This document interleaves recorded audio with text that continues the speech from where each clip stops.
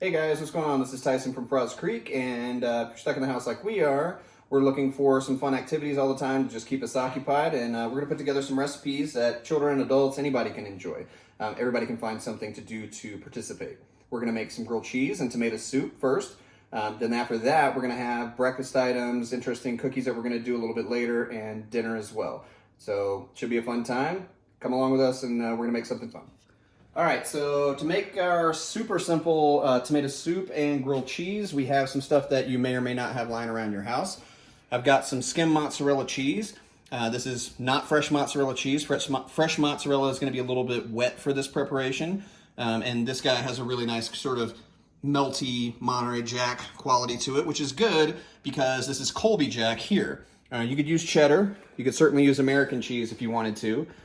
But I'm a big fan of using sort of mixed match cheeses to get different results. This one's going to be for the flavor. This one's going to be for the cheesy quality that it has. It's very sort of stringy and melty. We have mayonnaise that we're going to use. Yes, mayonnaise. And Duke's by Duke's. They have it at Walmart and Avon. This is the one you want. We've got some heavy whipping cream, or it says whipping cream on this container, but believe me, this is super heavy duty stuff. We also have some fresh basil. We have a decent loaf of white bread. Get whatever white bread you want. We have a jar of spaghetti sauce. This is going to be a little bit more interesting than any other tomato product that you can use. Sure, you can use fresh tomatoes. It's going to take a lot longer. Olive oil and Pam. And it's going to come together really quickly, but it's going to be unbelievably delicious. If you buy one of these sauces, make sure that you're kind of thinking of tomato soup in advance. This one has roasted garlic in it. You can get tomato and basil. You can get marinara. There's a bunch of different varieties that you can use, but the more interesting, the more flavor that leans towards soup is what you want. You don't want to use this opportunity to buy something like bolognese, which is going to be more geared towards meat. We're going to go ahead and put the soup together first. So I'm going to grab this guy, literally just going to open it, pour it into the jar, go to the sink. I'm going to put about 2 tablespoons of water in here just to get the residual stuff out. I'm going to crank this to high heat.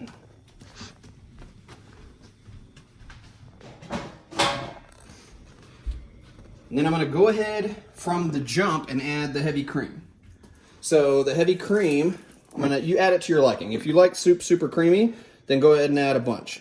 Me, I'm going to add a little bit. I'm going to add it, stir it, and see where we are. And that is not going to be very creamy, but I like it more tomatoey. Again, this is all personal preference. If you like soup that is extremely, red, then don't add any cream. Just add a little, get this and get a can of V8 just to thin it out, and you've got straight up tomato soup.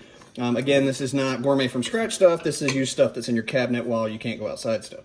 So we're going to add a little bit of fresh basil at the end to kind of church it up, and then we're going to salt it very lightly, but that's only after tasting it to make sure that the salt content is where we want it. If you want this spicy, add black pepper to it. You can add red pepper flakes to it. If you want to get really fancy, you can get a jar of pre-made pesto at the grocery store and add that. That'll give you a little bit more of a fresh garlic punch. But outside of that, we're just going to let this come to a simmer, and that is literally all it needs to do. If this is too thick for you, that's fine too. I'm making it a little bit thicker because we're going to dip grilled cheese sandwiches in it. If you really want it to be thin, you can add water, you can add chicken stock. I would stay away from anything acidic or tannic. I wouldn't add any wine to this. I've just got the Walmart special. When it comes to Teflon pans, I think cheaper's better, and purchase them more often kind of a deal. So I'm going to get this about 75% of the way medium high, if you will.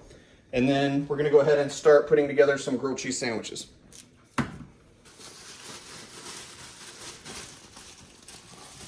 So for these sandwiches, you can make these in advance. And trust me when I tell you, make more than you think you're going to need. Just because whenever I do these, it ends up being, 2 sandwiches per person, and it's still not enough. Dipping requires a lot of sandwiches. So I'm going to go through here.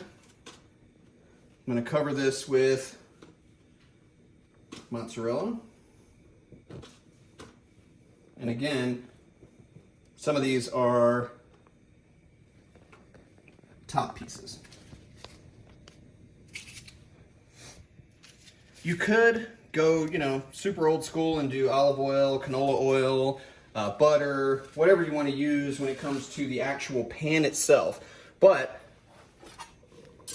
if you're going to use those items, I would say use half butter and half olive oil. That's going to give you the best result. However, we're going to use mayonnaise on the outside, and it's going to be a whole lot better. All right, so now we're going to put some mayonnaise on the outside of the bread. This is going to take the place of any oil and butter that you would normally use in the skillet. For me, whenever I use oil and butter and I put it in the skillet first, it kind of tends to make the bread a little bit too soggy, too greasy. It's harder to manage. So for this is an awesome technique.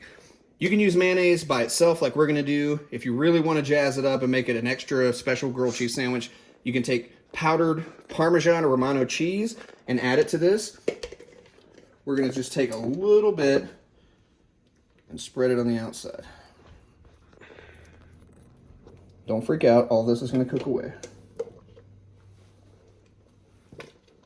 Palette knife is a great tool to use for this, but you can also use anything you have laying around. And the key here is a thin layer. So we're going to go ahead and take these sandwiches and put them in this pan that's already hot. Again, like I said, medium high. When it's in there, then we're going to put mayonnaise on the top piece for when we flip these.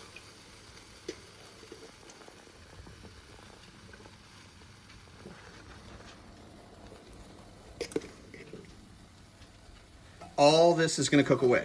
So don't feel like you're eating a bunch of oil. I mean, essentially, it'll just cause it to brown more efficiently and burn off during that process. All right, for the tomato soup, I've turned the heat pretty far down. It doesn't take very long for it to get hot, especially if you use a big wide pot like this. If you use a smaller, more narrow pot, it's going to take longer.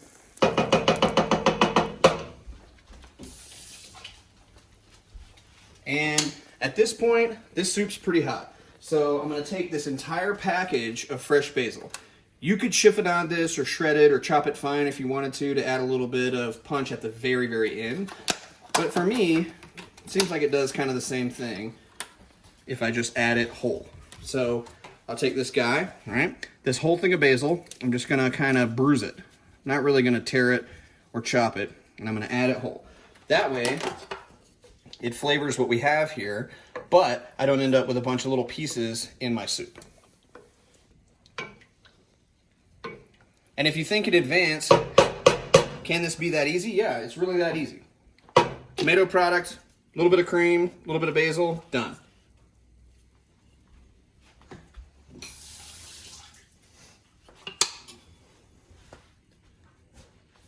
Now we're going to take a look at these to see how they're doing.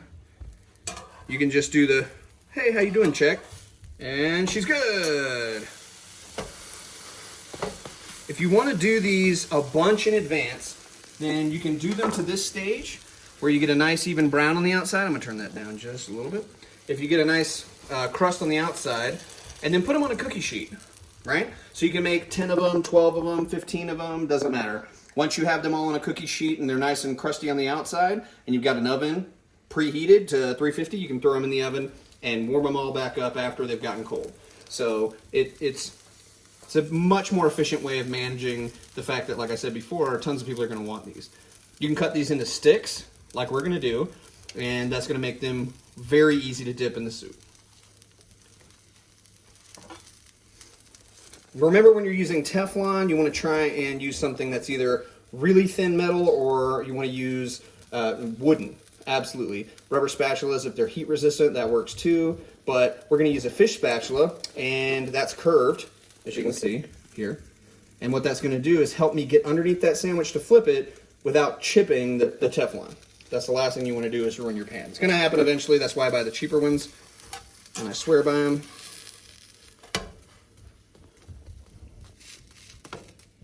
Now, when you're making these grilled cheese with the mayonnaise, you're going to see that the bread seems like it's really soft whenever you go to check it. It's brown, but it's soft. Quite the contrary. The bread gets really, really crunchy once it has a chance to cool off. All right, now you can tell that these grilled cheese sandwiches are pretty much ready to go. They're kind of oozing out of the sides here, thanks in large part to the mozzarella cheese that we put in there. Again, not fresh mozzarella cheese. This isn't the great outlet for that. You can use fresh mozz if you want. Just be aware in advance that it's going to be pretty watery and could make the bread pretty soggy. So we're going to take grilled cheese number 1, then we're going to take grilled cheese number 2, and I'm going to let that kind of sit there. Got a little cup ready. You want something kind of narrow. That's going to help you with your dipping.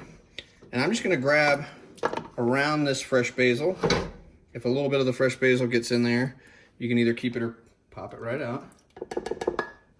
Literally lunch ready in 10 minutes, if that. If you have all the product and you know what to do, it's really easy. So then we're going to take our tomato soup here. I'm going to take this grilled cheese, like I said before, and cut it into sticks. Always remember, clean as you go. And you can see how melty the cheese is. That's what that mozzarella is giving you. And I don't care who you are, if you like cheese, that's what you're looking for. So at this point, it's just dunk and eat.